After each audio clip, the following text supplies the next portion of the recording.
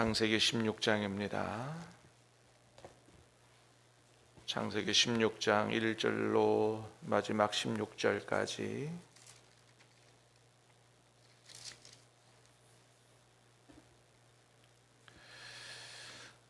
창세기 16장입니다.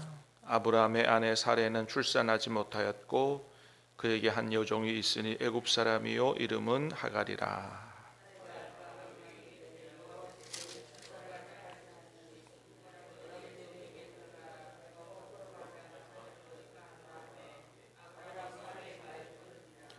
아브라함의 아내 사레가 그 여종 애굽 사람 하갈을 데려다가 그 남편 아브라함에게 첩으로 준 때는 아브라함이 가나안 땅에 거주한 지 10년 후였더라.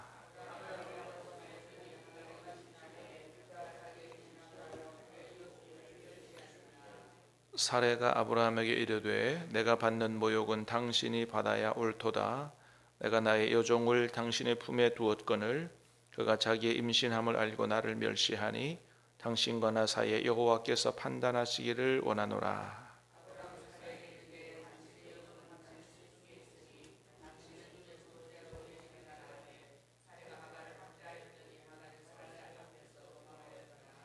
여호와의 사자가 광야의 샘물 곁 곧 술길 샘 곁에서 그를 만나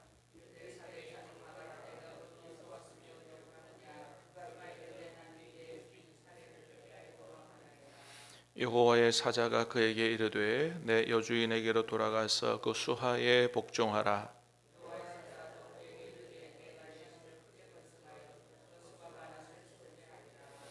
여호와의 사자가 또 그에게 이르되 내가 임신하였은즉 아들을 낳으리니 그 이름을 이스마엘이라 하라. 이는 여호와께서 내 고통을 들으셨음이니라.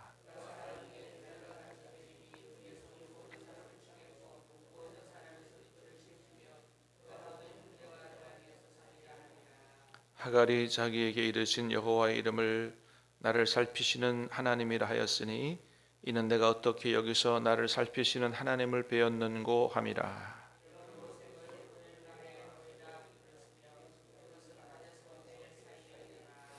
하갈이 아브라함의 아들을 낳음에 아브라함이 하갈이 낳은 그 아들을 이름하여 이스마엘이라 하였더라.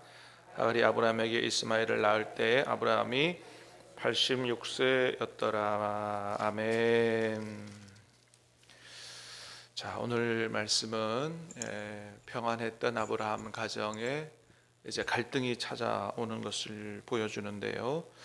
하나님은 그런 아브라함의 가정뿐만 아니고 사라의 몸종이었던 하갈조차도 돌보시는 하나님이신 것을 오늘 말씀은 잘 보여줍니다. 자, 1절 2절 말씀 다시 한번 보겠습니다. 시작. 아브라함의 아내 사레는 출산하지 못하였고 그에게 한 여종이 있으니 애굽 사람이요 이름은 하갈이라. 사레가 아브라함에게 이르되 여호와께서 내 출산을 허락하지 아니하셨으니 오나가나 내 여종에게 들어가라. 내가 혹 그로 말미암아 자녀를 얻을까 하매 아브라함이 사레의 말을 들으니라. 아멘. 자, 여전히 아브라함의 아내 사레는 출산을 못하였습니다. 사실 하나님께서 아브라함에게 내가 너의 자손을 하늘의 별처럼 많이 주겠다 이런 약속을 한 지가 꽤 오래 지났거든요. 자, 3절에 보니까 아브라함의 아내가 그 여종 하갈을 남편에게 준 때는 아브라함이 가나안 땅에 들어온 지 몇 년 후였다고요? 10년 후였다 그랬습니다. 아브라함이 가나안 땅에 몇 살에 들어왔냐면 75세에 들어왔죠. 그죠? 12장 1절에 75세. 자, 75세에 들어와서 지금 몇 살 됐어요? 10년 85세 됐죠. 자, 그때 창세기 12장에서 분명히 하나님이 아브라함을 가나안 땅에 들여오면서 인도해 오면서 내가 너에게 큰 민족을 이루게 하겠다 그렇게 하셨거든요. 자녀 주신다는 약속이죠. 근데 그때만이 아니고 오늘 본문에 이르기까지 몇 차례 더 자손을 주시겠다 이런 약속을 몇 차례 더 하셨어요. 13장에도 보면 이제 양들 먹이는 문제로 조카 롯과 갈등할 때 이 롯이 좋은 땅을 택하여 떠난 이후에 하나님이 나타나셔서 뭐라 그러셨어요? 내 눈을 들어 동서남북을 바라봐라. 네가 밟는 땅을 너와 내 자손에게 주겠다 하셨거든요. 자손을 주시겠다고 분명히 약속하셨어요. 뿐만 아니죠. 15장에서도 또다시 이 아브라함이 굉장히 두려워하고 또 자식이 없어서 근심 걱정하고 있을 때 하나님 나타나셔서 걱정하지 마라, 두려워하지 마라, 내가 너 방패와 너 큰 상급이다 라고 하시면서 하나님, 나는 자식이 없어서 내가 기르던 이 종이 엘리에셀이 내 상속자가 될 겁니다. 그럴 때 어떻게 해요? 밖으로 불러내서 하늘의 별을 보여주시면서 네 자손이 이와 같이 많아질 거다. 그때 아브라함이 그것을 믿었다 그랬습니다. 그리고 그것을 의로 여기셨다 그렇게 얘기하셨어요. 자, 하나님이 몇 차례 자손에 대한 약속을 하셨고 아브라함이 아주 믿었고 그 믿음이 하나님 앞에 의로 인정받기도 했지요. 그런데 오늘 16장에 들어가서 어떻게 해요? 그 믿음이 완전히 흔들려 버린 거예요. 예. 그러니까 아브라함의 믿음도 그래요. 이렇게 때로는 왔다리 갔다리 했어요. 네. 나중에 가서 하나님 은혜 가운데 믿음의 조상이 됐지만은 이렇게 왔다리 갔다리 한 거죠. 자, 완전히 흔들려 버렸습니다. 그래서 하나님이 약속을 믿지 못하고 누구의 말을 들었다고요?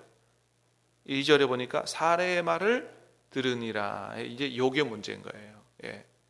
하나님 말씀을 들어야 되는데 하나님 말씀과 배치되는 다른 말을 들은 거죠.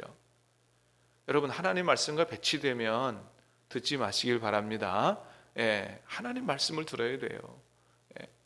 여러분, 하나님이 약속하신 말씀은 당장 안 이루어질 수 있다는 겁니다. 빠른 시간 안에 안 이루어질 수 있다는 거예요. 근데 성경은 뭐라 그래요? 좀 늦어도 더뎌도 나중에는 반드시 이루어진다 라고 하는 겁니다. 할렐루야. 예, 하나님 말씀은 반드시 하나님이 이루실 줄로 믿습니다. 그렇습니다. 이게 언제 이루어져요? 자손 주시겠다는 약속이 지금 오늘 본문이 10년 후잖아요. 그죠? 85세.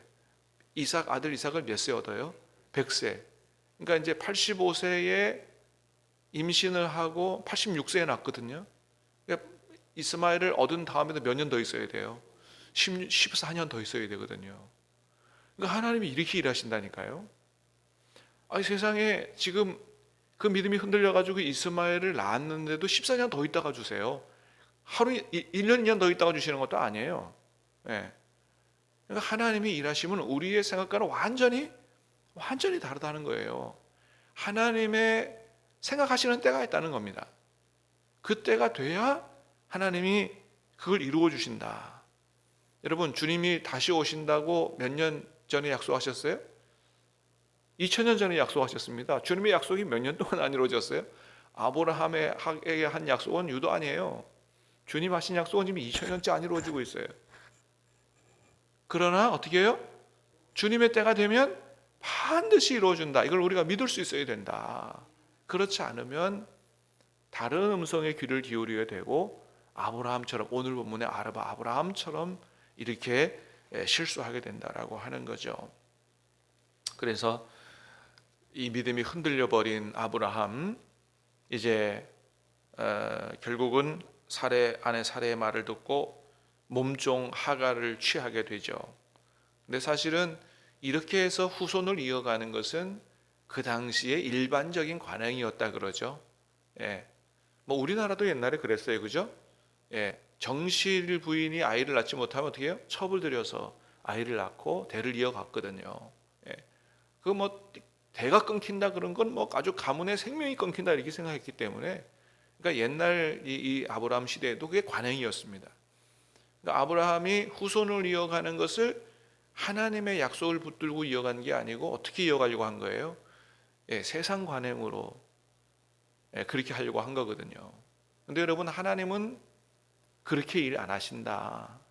예, 하나님이 주신다고 하신 것은 하나님이 주시지 세상 방법으로 이루게 하지 않는다라고 하는 것입니다. 그래서 결국은 하나님의 약속을 이렇게 오늘 본문보다 14년, 15년 후에 그렇게 이삭을 주시는데, 여러분 그러면 왜 그렇게 하셨을까요? 하나님이 왜 빨리 안 주시고 왜 이렇게 14년 15년 있어 100세나 됐을 때 이렇게 약속하신 약속을 지키고 이삭을 주셨던 걸까요? 예? 그건 하나님이 언제까지 기다리신 거냐? 아브라함과 사라가 자신들의 능력으로는 절대로 아이를 낳을 수 없을 때까지 기다리신 거예요. 자, 여러분 이스마엘 몇 살에 낳았다고요? 86세에. 그러니까 이때 안 주시는 거예요. 이때 안 하시는 거예요. 왜? 나중에 누구의 힘과 능력으로 낳았다고 생각할 수 있어요. 자기들의 힘과 능력으로 낳았다고 생각할 수 있거든요. 믿음이 흔들려 버리면 얼마든지 그렇게 생각할 수 있다는 겁니다. 근데 하나님은 그렇게 생각하시지 않고 어떤 믿음이 든든히 서기 원하셨어요? 이거는 누가 보더라도 절대로 우리 힘으로 못 낳은 거야. 이삭은 누가 주신 것이다? 하나님이 주신 것이라는 사실을 아주 분명하게 못을 받기 위해서 그렇게 하시는 거거든요. 그러니까 앞으로 하나님이 아브라함과 아브라함의 후손을 통해서 일하시는 하나님이 누구다? 하나님이시라는 사실을 분명하게 보여주시려고 하시는 거거든요. 너가 그것을 분명히 알아야 된다. 그건 앞으로 너를 통해서 하는데 네가 하는 게 아니야. 너를 통해서 내가 하는 거야 라고 하는 사실을 분명하게 하시기 위해서 그때까지 기다리신 겁니다. 그러니까 여러분, 우리가 할 수 없을 때 누가 일하시는 때다? 하나님이 일하시는 때다. 여러분 그렇게 믿는 저와 여러분 될 수 있기를 주님의 이름으로 축복합니다. 우리가 할 수 없을 때가 있어요.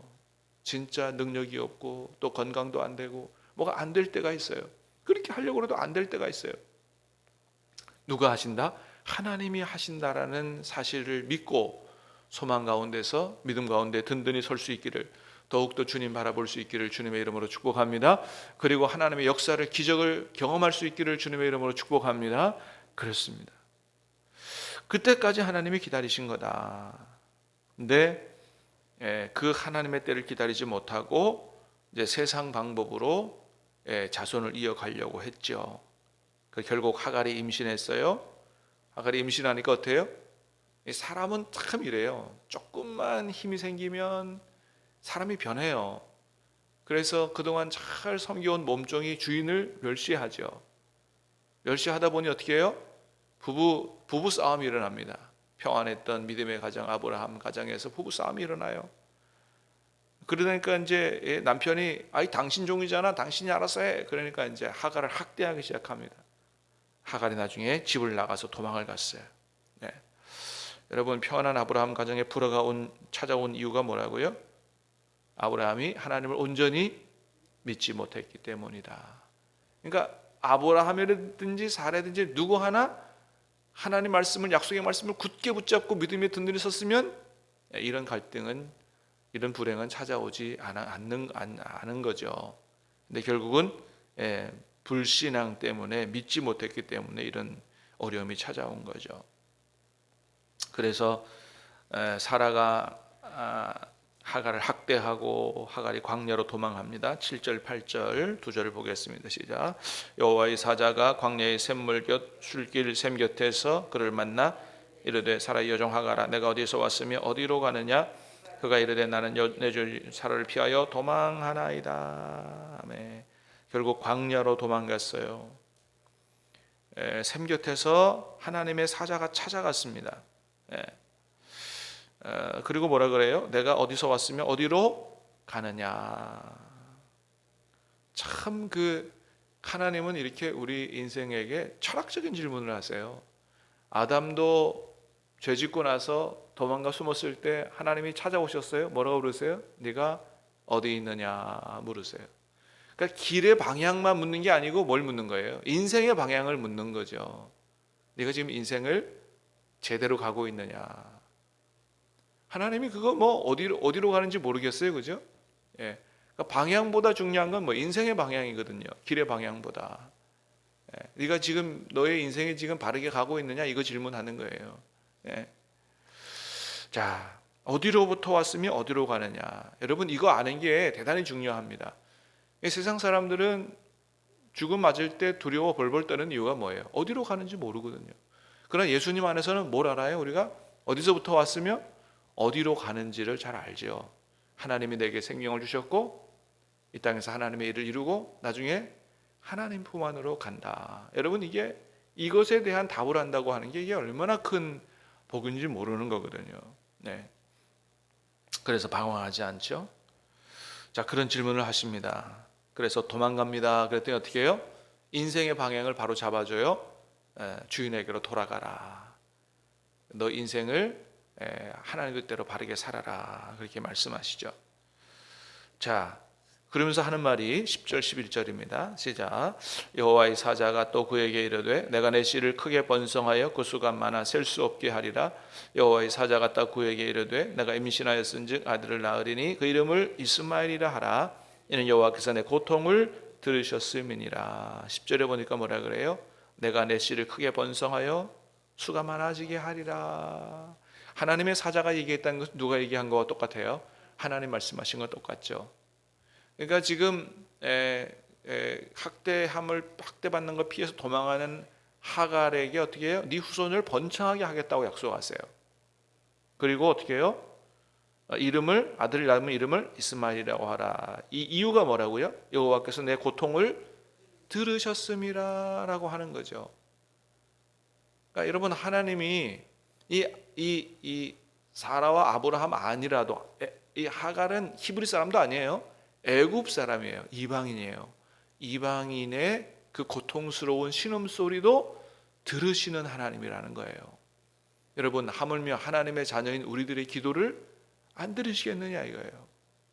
여러분, 우리 신함교회 성도들은 무슨 일을 만나든지 기도하며 살 수 있기를 주님의 이름으로 축복합니다. 어려움 만날 때 더더욱 염려하지 말고 하나님이 들으시니까, 하나님이 살아계시니까, 하나님이 응답하시니까. 여러분, 속된 말로 기도하면 팔자 고칠 줄로 믿습니다. 하나님이 응답하시고 하나님이 축복하시고 하는데, 여러분, 이 기도의 어마어마한 축복을 못 누리고 살면 여러분 정말 배 아파해야 됩니다. 배 아파해야 돼요. 아무것도 염려하지 말고 하나님 앞에 감사와 간구로 아뢰라 하잖아요. 하나님이 평강을 주신다 그러고, 하나님이 응답하신다 그러고, 하나님이 돌보신다 그러고, 채우신다 그러고. 아니, 이런 약속이 얼마나 많은데 이 약속의 말씀을 안 붙든단 말입니까? 너무너무 어리석고 불행한 거죠. 하갈의 기도도 들으시는 하나님. 그래서 그 하나님을 만나고 하갈이 뭐라 그래요? 13절 14절 시작.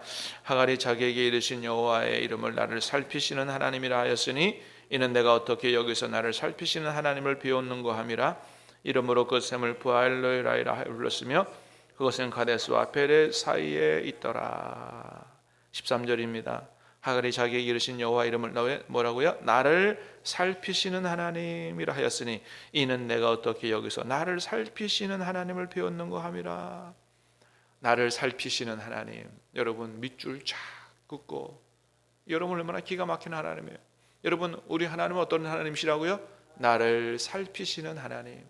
누구조차도 살피셨어요? 아브라함만 살피신 게 아니에요. 그의 몸종 애굽 사람, 세상에서 가장 천하다는 종의 이방인의 형편도 살피시는 하나님. 하나님의 은혜로 있을 데 없는 자. 그래도 나를 책임지시고 살피시는 하나님.